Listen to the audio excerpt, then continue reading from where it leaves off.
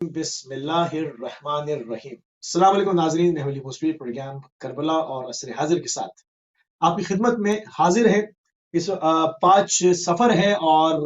23 ستمبر ہے اور بدھ کا روز ہے۔ پروردگار کی بارگاہ میں دعا گو بھی ہے اور پر امید بھی ہے کہ پوری دنیا میں آپ جہاں کہیں بھی ہوں گے، صدقے میں محمد والے محمد علیہ السلام کے خیر حافظ ہوں گے، اور ایک مرتبہ پھر اپنے تمام ہی ناظرین اور ناظرات کی خدمت میں اور خصوصاً امام زمانہ روحی بارواحد الفدا کی بارگاہ میں ان ایام کی تعزیت پیش کریں گے۔ ناظرین، جیسے کہ آپ کے علم میں ہمارے پروگرام کے فارمیٹ کہ جو بھی تاریخی اعتبار سے جو معاملات ہیں، جو کچھ تاریخ میں قلم بند کیے، جو کچھ مورخین نے لکھا، ان کو باقاعدہ ان حوالہ جات کے ساتھ جو ہے وہ ایک جو ایام گزر رہے ہیں ان کی مناسبت سے ہم تاریخ کو لے کر آگے بڑھ رہے ہیں، اور جو نہضت امام حسین علیہ السلام تھی، نہضت عاشورہ تھی، اس کے اوپر گفتگو کا سلسلہ جاری و ساری ہے۔ کل جب ہماری گفتگو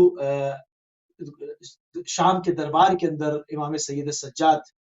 علیہ السلام کے خطبے کے اوپر رکی تھی، ہم اس کو وہیں سے کنٹینیو کریں گے، اور جو بھی ہم نے اس سے پہلے جو بازار کے مناظر تھے، جس وقت لا کر روکا گیا، اس کی ساری منظر کشی کی گئی ہے، کس طرح سے ظلم کیا گیا، کس طرح سے جو ہے وہ شامی عوام کو نہیں بتایا گیا تھا، ان کے اندر عداوت کو اور نفرت کو راسخ کیا گیا تھا، مگر امام کے خطبوں نے ان کے اندر کس طرح سے بیداری کی موج کو ایجاد کیا۔ ان تمام چیزوں کو لے کر ایک مرتبہ پھر آپ کی خدمت میں حاضر ہے۔ اس موضوع کے اوپر گفتگو کرنے کے لیے ہمارے ساتھ موجود ہیں مولانا سید احمد نقوی صاحب کو مقدسہ سے قبلہ آپ کی خدمت میں سلام عرض کریں گے اور آپ کی خدمت میں پرسہ بھی پیش کریں گے۔ وعلیکم السلام ورحمۃ اللہ وبرکاتہ۔ عظم اللہ وجورنا ووجورکم صابنا الحسین۔ نظم اللہ اجورنا واجورکم۔ قبلہ کل ہماری گفتگو جہاں پر رکی تھی، ہم نے امام سجاد علیہ السلام کی علمی میراث کے اوپر گفتگو کی تھی، اس پہ ایک طویل گفتگو ہوئی تھی، اور اس کے بعد جو ہے وہ تبلیغ کا کیا طریقہ کار تھا، آپ نے دعاؤں کے ذریعے سے جو منابع ہم تک پہنچے ہیں اس کے اندر ایک بہترین جو ہے وہ اسلوب اپنایا گیا ہے، اور اس کے اندر جو معرفت توحید ہے، کیونکہ جب ہم بات کرتے ہیں، اگر لوگوں سے بات کی جائے تو لوگوں میں ہم دیکھتے ہیں کہ ائمہ کا بھی طریقہ، انبیاء کا بھی طریقہ یہی رہا ہے کہ مجمع جیسا ہے، جس کیلیبر کا ہے ان کی اس ذہنی سطح کے اوپر بات کرتے ہیں، مگر جب امام ڈائریکٹ خدا کی بارگاہ میں پروردگار سے کلام کر رہا ہو تو وہ جو کلام کے اندر لطافتیں ہوتی ہیں، جو اس کے اندر گہرائیاں ہوتی ہیں، جو اس کے معنی ہوتے ہیں، وہ بالکل مختلف ہوتے ہیں، اور یوں بھی کلام الامام امام الکلام ہے۔ تو ہم خطبے کے اوپر روکے تھے، اور کچھ خطبے کے اقتباسات آپ نے سنائے تھے، اور اس کی تشریح بھی آپ کرتے جا رہے تھے، اور اس کی تفاسیر اور جو وہاں پر منظر نامہ تھا اس کی منظر کشی بھی کر رہے تھے۔ تو قبلہ میں چاہوں گا کہ جہاں پر ہماری گفتگو کل اختتام پذیر ہوئی تھی، وہیں سے ہم اس کو کنٹینیو کریں۔ بسم اللہ قبلہ۔ اعوذ باللہ من الشیطان الرجیم، بسم اللہ الرحمن الرحیم، بہ نستعین انہ خیر ناصر و معین، وصلی اللہ علی سیدنا و نبینا ابی القاسم محمد وعلی آلہ الطیبین الطاہرین المعصومین، لا سیما بقیت اللہ فی الارضین، روحی وارواح العالمین لتراب مقدمہ الفدا۔ اگر پروردگار عالم آپ کو سلامت رکھے، کہ دعا ہے کہ خداوند متعال ہمیں عزاداران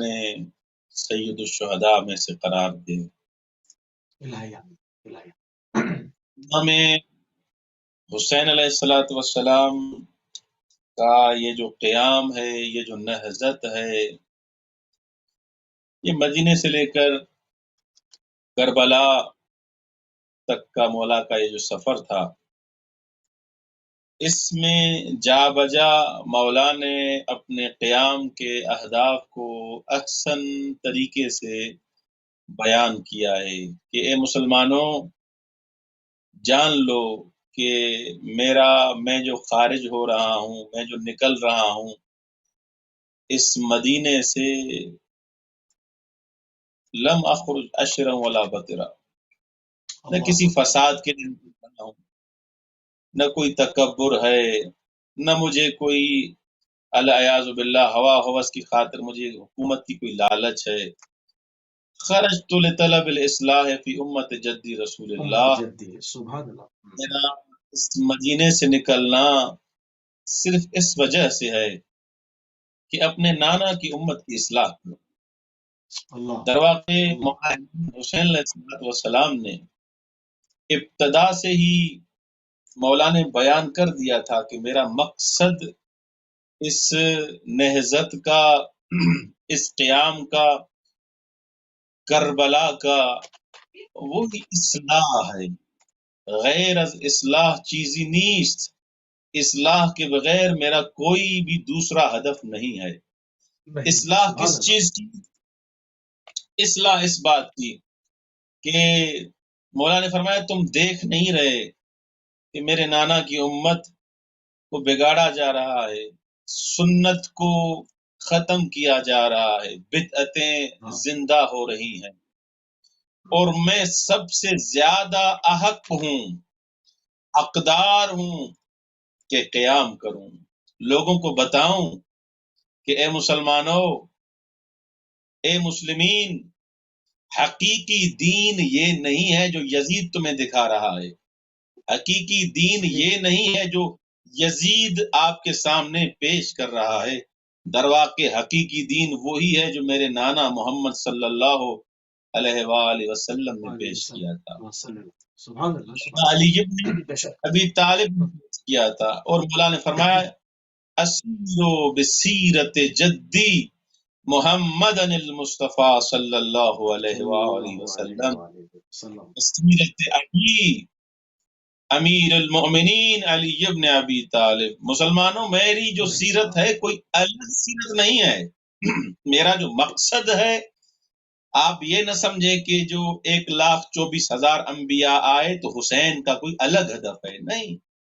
میں بھی وہی، میری بھی وہی سیرت ہے، میرا بھی وہی ہدف ہے جو میرے نانا کا تھا، میرا بھی اللہ وہی ہدف ہے جو بابا علی ابن ابی طالب کا ہدف تھا، علیہ میرا بھی السلام، وہی سبحان ہدف تمام انبیاء کا ہدف تھا، اس میں کوئی بھی شک نہیں۔ مولانا جا بجا بعض اوقات کچھ افراد سوال کرتے ہیں کہ مولا امام حسین علیہ السلام نے قیام کیوں کیا، مولا صلح کر دیتے اور مولا یوں کر دیتے۔ میں ان کی خدمت میں آپ کے توسط سے یہ چیز عرض کرنا چاہوں گا کہ عزیزان من، آپ ایک چیز ذہن میں رکھ لیں کہ یہ سب 14 کے 14 نور ہیں،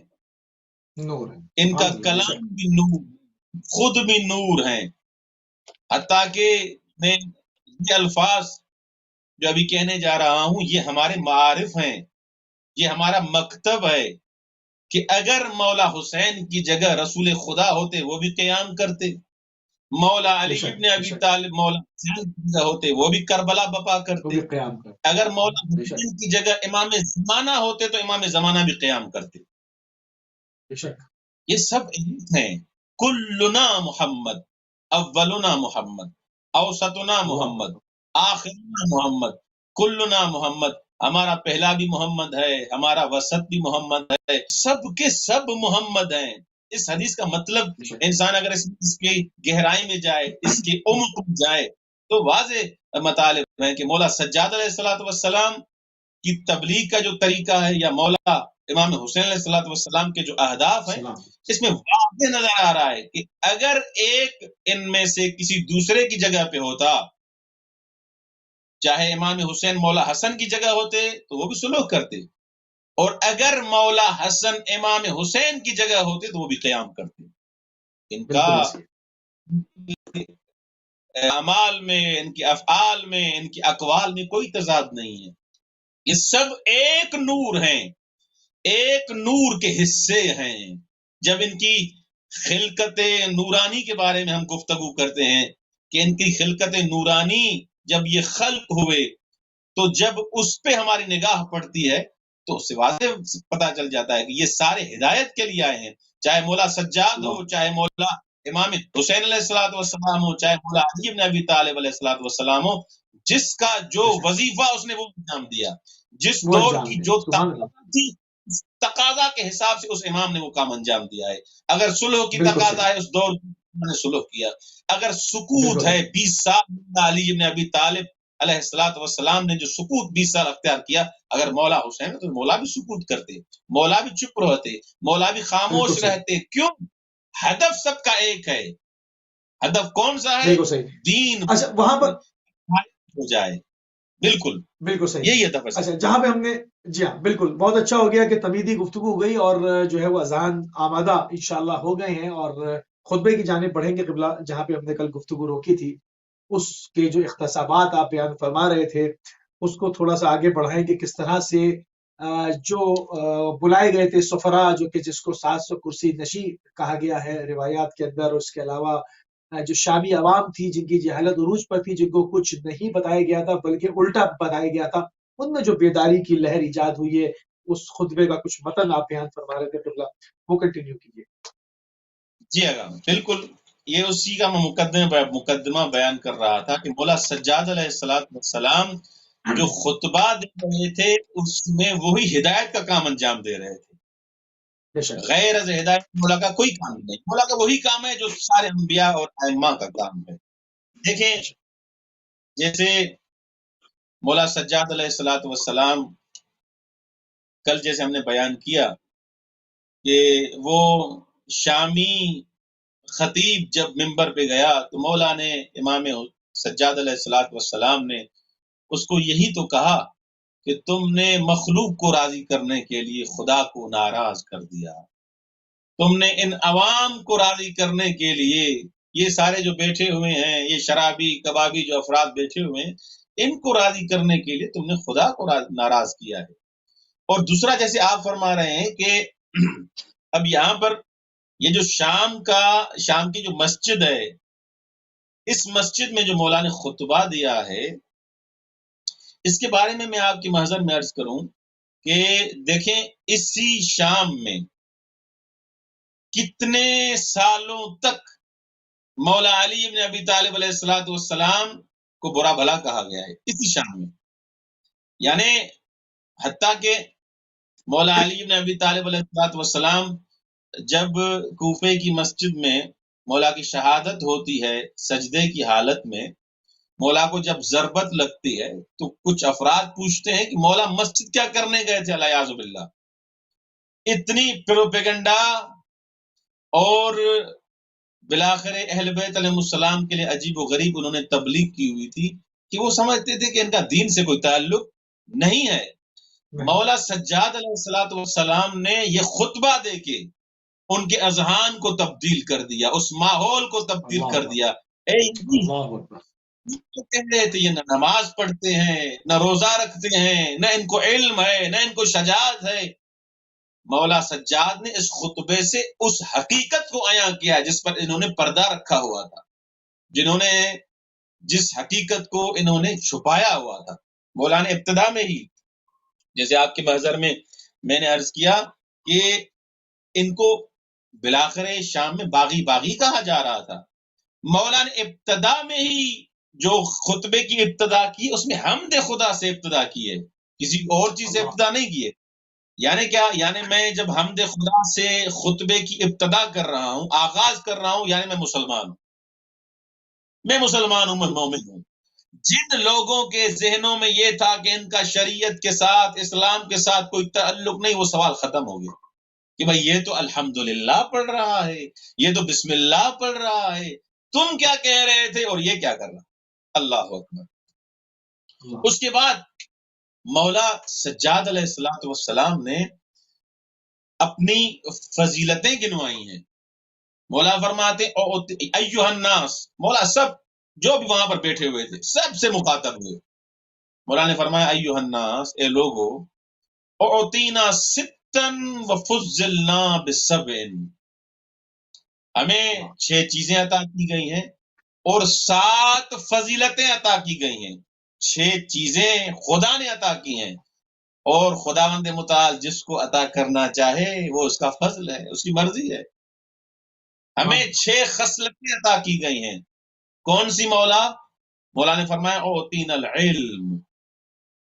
ہمیں علم عطا کیا گیا ہے، ہمارے پاس علم ہے. والحلم، ہمارے پاس حلم ہے، ہم حلیم اور بردبار ہیں. وَأُعْطِينَا السَّمَاحَةَ، ہمارے پاس سماحت ہے۔ سماحت کا جیسے میں نے کل بھی اس کی وضاحت کی سماحت کے بارے میں، کہ سماحت در واقع یہ سخاوت سے بڑھ کر ہے کہ انسان کسی کو دے اور اتنا دے کہ دوبارہ اس کو کسی اور کے دروازے پہ نہ جانا۔ یہ اہل بیت علیہ السلام کی خصائص میں سے ہے کہ جب دیتے تھے تو بالآخر اس کو بے نیاز کر دیتے تھے، اس کے جو اخراجات ہوتے تھے اس سے پورے ہو جاتے تھے۔ اور مولا نے فرمایا والفصاحت، ہم اہل بیت علیہ السلام کو فصاحت عطا کی گئی ہے۔ والشجاعت، ہم اہل بیت کو شجاعت خدا نے عطا کی ہے۔ والمحبت فی قلوب المؤمنین، اور ہم اہل بیت علیہ السلام کی محبت خدا نے مؤمنین کے دلوں میں ڈال دی ہے۔ دلوں میں ڈالی، سبحان اللہ، سبحان اللہ، بے شک ایسی۔ انسان آپ اس پہ اگر تھوڑا غور و فکر کریں کہ یہ پوری کائنات آپ ابھی دیکھ رہے ہیں، جو حالات ابھی نظر آ رہے ہیں آپ کو پاکستان میں مختلف جگہوں پر، انہوں نے کتنی کوشش کی کہ شاہراہ کو بند کریں، ماتم کو بند کریں، عزاداری کو بند کریں، اور کوئی ایسا کام کریں کہ بالآخر یزید کو اس انداز سے پیش کیا جائے کہ وہ یہ ہے، وہ یہ ہے، وہ یہ ہے۔ لیکن خداوند متعال فرماتا ہے کہ تم میرا ذکر کرو، تم میرے ہو جاؤ، یہ پوری کائنات میری جنود ہے، میری فوج ہے۔ یہ درخت، یہ پتے، یہ روح، یہ رستے، یہ انسان، یہ کہکشاں، یہ پرندے، سب میرے جنود ہیں، میری فوج ہے۔ تم میرے لیے ذکر کرو، میرا ذکر کرو، میرا کام کرو۔ اے حسین، تم نے میرے لیے قربانی دی ہے، ہر پرندہ، ہر چرندہ، انسان حسین حسین کرے گا۔ یہ پوری کائنات اگر کچھ بھی چاہے، یہ خدا کا وعدہ ہے کہ جنود السماوات والارض، ہر انسان تو کیا پوری کائنات، چاہے آسمان میں رہنے والے ہوں، چاہے زمین میں رہنے والے ہوں، یہ سب اللہ کی جنود ہے، اللہ کی فوج ہے۔ اللہ کا یہ وعدہ ہے کہ اگر تم میرے لیے کام کرتے ہو، مولا حسین نے خدا کے لیے یہ کام انجام دیا، یہ قربانی مولا کی خدا کے لیے تھی، یہ سب کچھ اپنا گھر کنبا خدا کے لیے لٹا دیا۔ تو اللہ کا بھی وعدہ ہے پوری کائنات تمہاری ایسی مطیع بنا دوں گا، ایسی مطیع بنا دوں گا کہ پوری کائنات اگر چاہے گی، کوئی بھی چاہے گا کہ یزیدیت کو مرد آباد اور لعنت سے روکے، ہر ذرہ کہے گا حسین زندہ آباد، حسینیت زندہ آباد، یزیدیت مرد آباد۔ یہ خدا کا وعدہ ہے، یہ خدا نے دلوں میں تقویم، یہ کتنی بھی کوششیں کریں، بینر بنوائیں، چاکنگ کریں، کچھ بھی کریں، لیکن خدا کا جو وعدہ ہے، خدا سے تو کوئی بھی زیادہ بزرگوار نہیں ہے، خدا سے زیادہ تو کوئی طاقتور نہیں ہے، خدا کی ہی طاقت ہے۔ خدا کی طاقت کے سامنے سب طاقتیں ختم ہیں۔ خدا جب چاہتا ہے کہ حسین زندہ آباد، تو حسین زندہ آباد ہی رہے گا قیامت تک، اور جو بھی حسین کے مقابلے میں آئے گا وہ مرد آباد رہے گا۔ یہ خدا کا وعدہ ہے، اور خدا کا وعدہ کبھی بھی خلاف نہیں جاتا۔ سبحان اللہ، سبحان اللہ، سبحان اللہ۔ آگے فرماتے ہیں یہ تو ہمیں خدا نے عطا کیا۔ جہاں پر خطبہ دیا جا رہا تھا، جب یہ خطبہ دیا گیا ہے اور اس کا جو متن اس وقت موجود ہے، اور اس پہ وہاں پر جو کرسی نشی تھے، جو سفراء بلائے گئے تھے، جو اس کے اندر اس زمانے کے میڈیا کے حساب سے جو وہاں پر صحافی حضرات تھے، جو قلمکار تھے، جو مختلف شعبہ زندگی سے تعلق رکھنے والے لوگ تھے، ان کا کیا تاثرات تھے؟ جو انبیاء ماسبق، جو صاحب شریعت پیغمبر گزرے ہیں، ان کی طرف سے بھی اہل کتاب جو تھے اس زمانے کے، ان کے بھی بڑے بڑے نمائندے وہاں پر موجود تھے۔ تو اس حوالے سے اگر کوئی واقعہ ملتا ہے تو قبلہ وہ بھی پیش کریں۔ جی، اگر اس کی طرف میں آتا ہوں کہ اہل بیت علیہ السلام کے ساتھ کون سے وقائع پیش آئے تھے، کیونکہ کل بھی ہم نے بیان کیا تھا کہ وہاں پر جیسے یہ دیکھیں، فقط یہاں کا واقعہ نہیں ہے کہ آپ جیسے مولا سجاد علیہ السلام خطبہ دے رہے ہیں پوری مسیر میں، یہ جو کربلا سے لے کر کوفہ سے لے کر شام، یہ جو راستے میں یہ جو پورا کاروان یہ چل رہا ہے، کاروان عشق، کاروان محبت، کاروان محافظ دین، کاروان محافظ لا الہ الا اللہ، کاروان محافظ محمد الرسول اللہ، کاروان محافظ علی ولی اللہ، یہ چل رہا ہے۔ ہر لمحہ و لمحہ یہ رپورٹ کیا گیا ہے۔ جیسے میڈیا ابھی کوریج دیتی ہے، اپنوں نے بھی اور انہوں نے بھی یہ بیان کیا ہے، کبھی صحابی ملتے ہیں، کبھی کون ملتا ہے، اس دربار کے بارے میں بیان کرتے ہیں کہ جب مولا کے مولا سجاد علیہ السلام اس کاروان میں ہے تو ایک قصہ بیان کرتے ہیں کہ ایک جگہ انہوں نے بلاخر ان کا ٹھہرا ہوا، تو وہاں پر مولا حسین علیہ السلام کا سر مبارک جو تھا، تو ایک راہب آتا ہے، وہ راہب ان سے پوچھتا ہے کہ یہ کس کا سر ہے؟ یہ مولا حسین علیہ السلام کا سر مبارک تھا، وہ پوچھ رہا ہے یہ کس کا سر ہے؟ تو انہوں نے فرمایا یہ فرزند زہرا کا سر ہے، امام حسین علیہ السلام کا سر ہے۔ جیسے انہوں نے یہ بیان کیا کہ یہ فرزند زہرا، تو اس راہب نے، اس مسیحی نے، اس نے پوچھا یہ اسی زہرا کے بیٹے کا سر ہے سلام اللہ علیہا جو رسول خدا کی بیٹی تھی؟ انہوں نے کہا ہاں، یہ رسول خدا صلی اللہ علیہ وسلم کے کی بیٹی کے بیٹے کا سر ہے، مولا کے نواسے کا سر ہے۔ جیسے اس نے سنا، اس نے کہا کہ خدا کی لعنت ہو آپ پر، اگر مسیح کا کوئی بیٹا ہوتا تو دیکھتے ہم اس کا کیسے احترام کرتے، ہم اس کی کیسے عزت کرتے۔ آپ مسلمانوں نے، جس نے اتنی آپ کو اس جہالت سے، اس گمراہی سے نکال کر روشنائی میں آپ کو زندگی نورانی عطا کی، اس کے بیٹے کو آپ نے ذبح کر دیا، اس کے بیٹے کو آپ نے قتل کر دیا۔ تو اس راہب نے 125 درہم یا کچھ درہم ہے، مقتل شہداء اور دوسرے مقاتل نے لکھا ہے، وہ درہم دیے ہیں ان کو کہ یہ سر مبارک مجھے دیں تاکہ میں رات اس سے گفتگو کروں۔ تو اس راہب نے، مسیحی نے، وہ سر مبارک کے امام حسین علیہ السلام لیا، اس سر کو دھویا، اس کو غسل کروایا، اس کو معطر کیا، اور اس کے بعد اس نے اس کو ایک صندوق میں رکھا۔ اس راہب نے، مقاتل نے لکھا ہے اس کو، اس نے ایک صندوق میں رکھا۔ جیسے اس صندوق میں رکھا، اس نے دیکھا کہ یہ اس سر صندوق تھی، جو صندوق میں یہ سر تھا، اس سے نور کی ایک اماری جا رہی ہے، نور کی لاٹیں جا رہی ہیں، نور آ رہا ہے، نور جا رہا ہے، نور ساطع ہو رہا ہے، نور منور ہو رہا ہے۔ تو اس نے، راہب نے در واقع مولا حسین علیہ السلام سے گفتگو کی ہے کہ مجھے یہ خبر دی گئی تھی کہ کسی وقت میں فرزند زہرا کا تمہارے پاس سر آئے گا، اس کا خیال کرنا۔ اور اس راہب نے وہیں پر اسلام قبول کیا ہے۔ جب اس نے اسلام قبول کیا، مسلمان ہوا، وہ مومن ہوا، روایات یہ لکھتی ہیں کہ یہ ملعون جو باہر بیٹھے ہوئے تھے، اپنے نشے میں مست تھے، انہوں نے دیکھا کہ ایک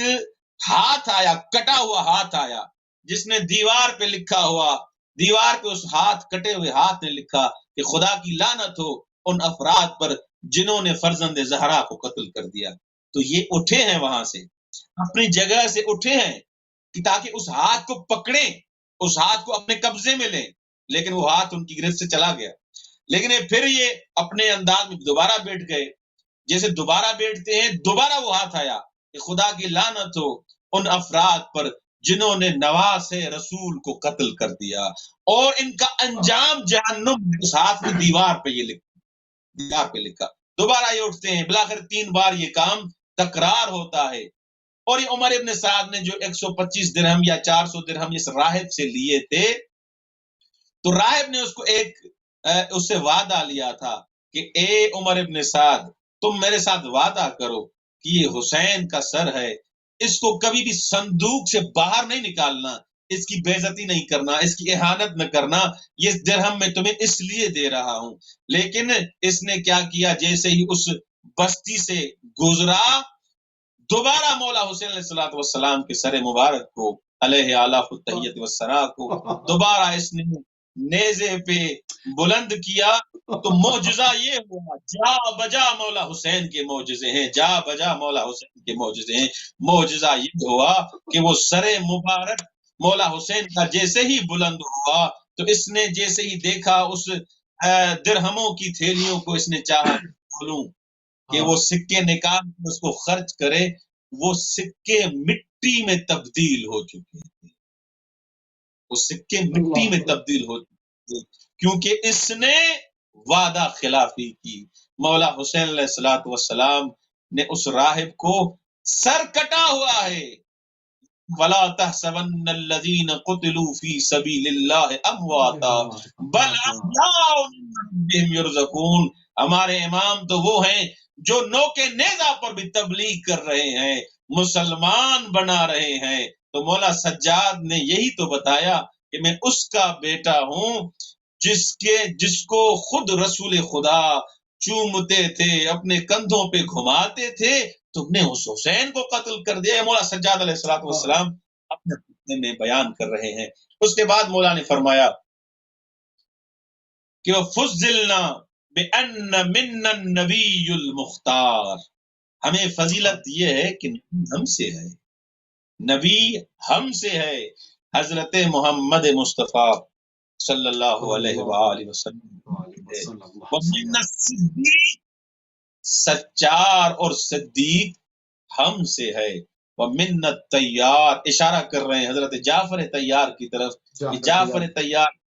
نے 2 پر عطا کیے، وہ بھی ہمارا ہے، ہم سے منسوب ہے، ہمارے قبیلے سے ہے۔ ومنا اسد اللہ و اسد رسولہ، اے یزید اسد خدا اسد اللہ بھی ہم میں سے ہے، اسد رسول بھی ہم سے ہے۔ ومنا سبتا هذه الامہ، دونوں شہزادے جو کائنات اور اس جنت کے سبتا ہیں وہ بھی ہم میں سے ہیں۔ من عرفنی فقد عرفنی، مولا نے یہ مختصر تعارف کرنے کے بعد مولا نے فرمایا جو جانتا ہے وہ مجھے جان لے، ومن لم یعرفنی، جو مجھے نہیں جانتا میں اس کو بتاتا ہوں اپنے حسب اور نسب کے بارے میں، میرا حسب اور نسب کیا ہے۔ مولا پھر وہ اپنا خطبہ شروع کرتے ہیں، ایھا الناس انا ابن مکۃ و منا، میں مکے کا فرزند ہوں، میں منا کا فرزند ہوں، انا ابن زمزم والصفا، میں زمزم کا فرزند ہوں، میں صفا کا فرزند ہوں، انا ابن من حمل الرکن باطراف الردا،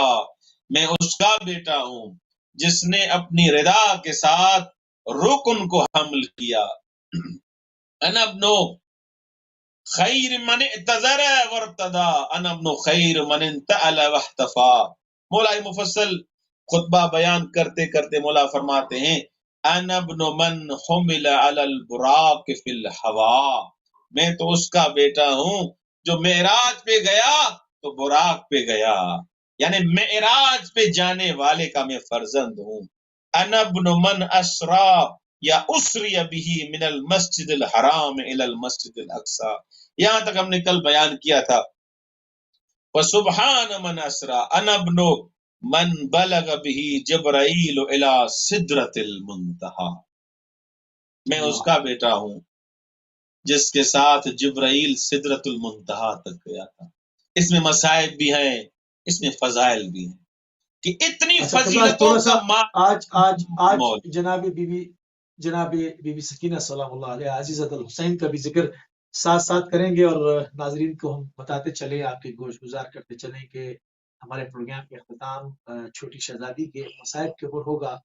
جب بھی ان کا ذکر آتا ہے تو ایک سوچ جب کربلا میں ظاہر جاتا ہے تو وہ سوچتا ہے اس بات کو، ضرور قبلہ وہ سوچتا ہے کہ سید الشہداء کے سینے کے اوپر روایت میں موجود ہے کہ جناب علی اصغر موجود ہے آج بھی، مگر وہ عزیزۃ الحسین جناب سکینہ سلام اللہ علیہ وہ جو بچھڑی ہیں تو وہ آج تک شام کے زندان میں ہی ہیں۔ تو ہم آج کے پروگرام کے اختتام شہزادی کے مصائب سے کریں گے، تو جو بھی آپ اس وقت جو ذکر کر رہے ہیں جو اس خطبے کے اندر، اس میں جو مصائب ہیں، آپ سے یہی التماس کریں گے کہ اس میں چھوٹی شہزادی کا زیادہ سے زیادہ احوال بیان کریں کہ ان کے زندان میں شب و روز کس طرح سے کٹتے تھے، ان کے ساتھ کیا کیا مظالم ہوئے، کیا بیتی تھی، ان تمام چیزوں کو بھی پروگرام میں شامل کریں تاکہ ہمارے نوجوان اس سے استفادہ حاصل کریں، ان کو پتہ چلے کہ اہل بیت علیہ السلام کے بڑوں تو بڑوں پر بچوں پہ بھی کیا کیا ظلم کے پہاڑ توڑے گئے. اللہ اکبر. اگر مصائب تو سادات پر اتنے آئے ہیں کہ ان کو انسان بیان نہیں کر سکتا. انسان میں توان نہیں ہے کہ ان مصائب کو بیان کر سکے. یہ کیسے مصائب جھیلے ہوں گے مولا سجاد اور جناب سکینہ نے. جناب سکینہ وہ بی بی ہیں جس کو تاریخ نے رقیہ لکھا، یعنی سینے کا تعویذ. اللہ سینے. مولا امام حسین نے دعا میں مانگا تھا مولا حسین نے جناب سکینہ کو، اور اتنا بھی فرمایا مولا حسین نے، جس گھر میں رباب اور سکینہ نہیں اس گھر میں مجھے آرام نہیں ملتا. جب مولا حسین علیہ الصلوۃ والسلام سفر پہ چلے جاتے، روایات میں ملتا ہے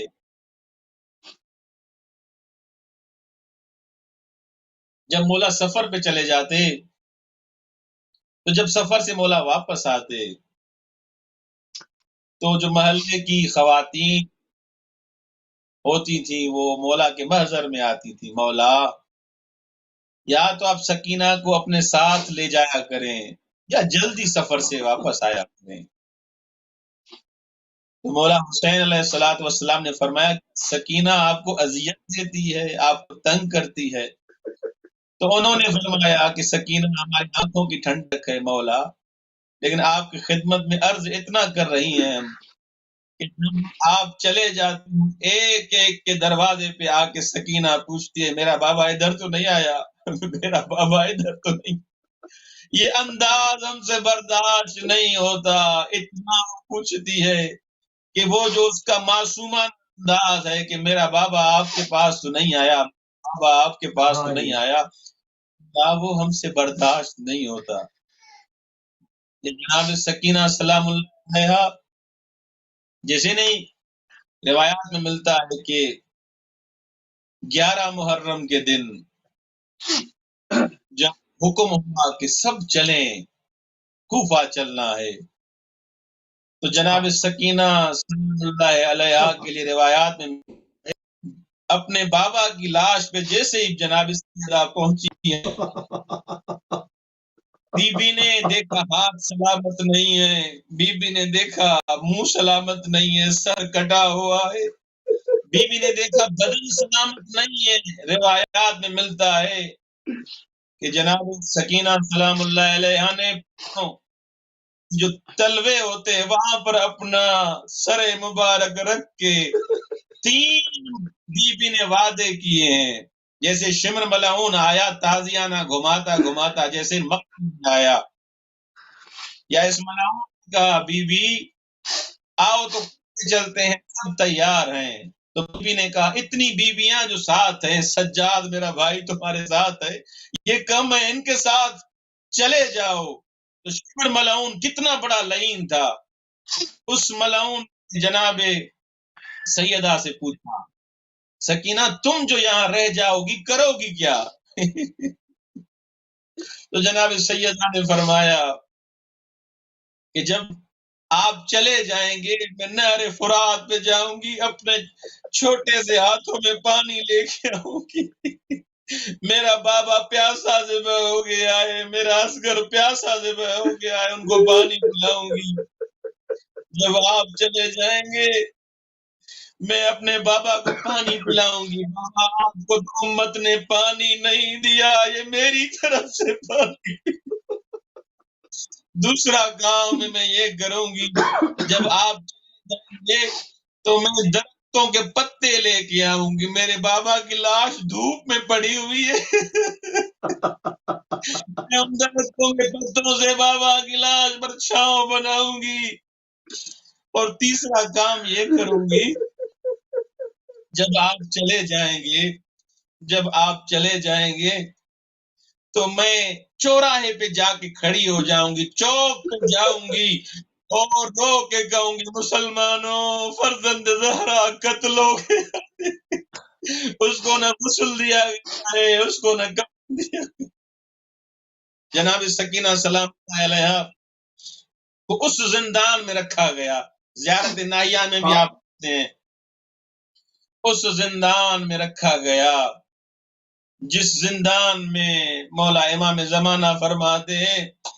دن کو دھوپ پڑتی تھی، رات کو سردی، بیبیوں کے چہروں کے رنگ تبدیل ہو گئے. ایک رات کو کیا ہوا، جناب سکینہ نے رونا شروع کیا، یا ابتا یا ابتا یا ابتا. جیسے بیوی نے بلند بلند گریہ کرنا شروع کیا، یہ گریہ کی آواز یزید کے محل تک پہنچی. اس نے پوچھا کہ کون رو رہا ہے، کوئی بچہ مر گیا؟ اس نے کہا بچہ نہیں مرا. سکینہ کیسے چپ کرے گی؟ اس نے کہا کہ اس کو بابا کا سر چاہیے، بابا کے لیے رو رہی ہے، بابا بابا کر کے رو رہی ہے. جیسے کہ مولا حسین علیہ کا سر مبارک زندان میں آیا، بس یہ آخری کچھ جملات جو بین کیے ہیں وہ میں آپ کی محضر میں پڑھوں گا. جیسے ہی سجاد مولا حسین کے سر مبارک مولا کو ملا، مولا نے پہلے ہی کہا السلام علیکم یا ابا عبداللہ. بیٹے کا سلام، کربلا میں شہید ہونا بہت آسان، اپنی ماں بہنوں کے ساتھ بازاروں میں. جیسے ہی سر مبارک مولا اس سجاد نے جناب سکینہ کو دیا، جیسے ہی سر مبارک جناب سیدہ کے ہاتھوں میں آیا، جناب سیدہ نے کچھ بیان کیے. آپ کو تو پتا ہے کہ اگر کسی بیٹی کے ساتھ ماں بھی اگر جھگڑا کرتی ہے، کوئی تکلیف پہنچتی ہے، تو وہ کہتی ہے بابا آئے گا میں اس کو بتاؤں گی، بابا آئے گا میں اس کو بتاؤں گی. جناب سکینہ اپنے بابا کے سر کو ایک کونے میں لے کے گئی ہے اور بی بی نے